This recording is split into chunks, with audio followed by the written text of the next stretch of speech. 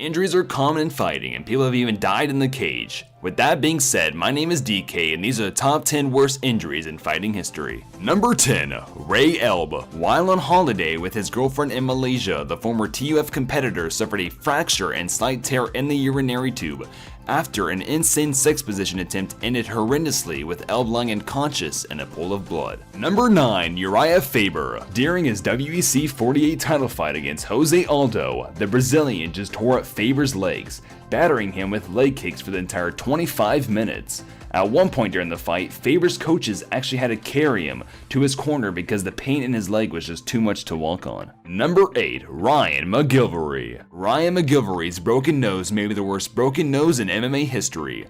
The funny thing is, this injury didn't even occur during a fight. McGillivray was injured and ate a knee kick to the nose during training. Number 7. MEISHA TATE. Knowing that Ronda Rousey has armbarred each of her professional and amateur opponents, you'd think that former Strikeforce champ MEISHA TATE would know better than to not tap to Ronda Rousey. However, a headstrong Tate went against her better judgment and decided to keep going, until Rowdy literally forced Tate's arm to face the opposite direction. Number 6. RENZO GRACIE.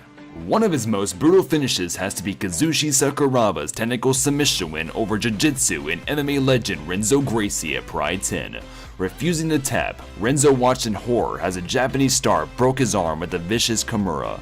Renzo didn't want to ruin his reputation by tapping out, which is honorable but also very stupid. Number 5. Kazushi Sakuraba. The legendary Sakuraba has taken as many beatings as he's handed out, while nearly losing his ear to Marusa Romskis in 2010, which may have been one of his more brutal injuries in recent years. His loss to Ricardo Arona definitely takes a W in worst injuries ever, taking on the Brazilian during the Pride Middleweight Grand Prix. Sakuraba's face became severely bloody and swollen after eating a ton of knee strikes to the head while in the down position, forcing his corner to call an end to the fight during the second round. Number 4. Kevin Randleman. This is a strange one. Do you know what happens when you don't wash your sweaty gear? You get an infection. Nobody ever thinks they're going to get a staph infection until it happens. So if you need any motivation, just look at the myriad of holes that opened up on Kevin Randleman's body. Number 3. Marvin EASTMAN.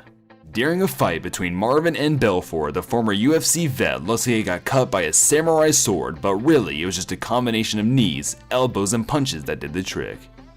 Number 2. Corey Hill. Things were looking good for Hill following a solid first round during their 2008 fight. However, in the second frame, Hill absolutely destroyed his leg after Hart checked his leg kick, causing him to fall to the ground, and commentator Joe Rogan screamed his head off for the ref to stop the fight.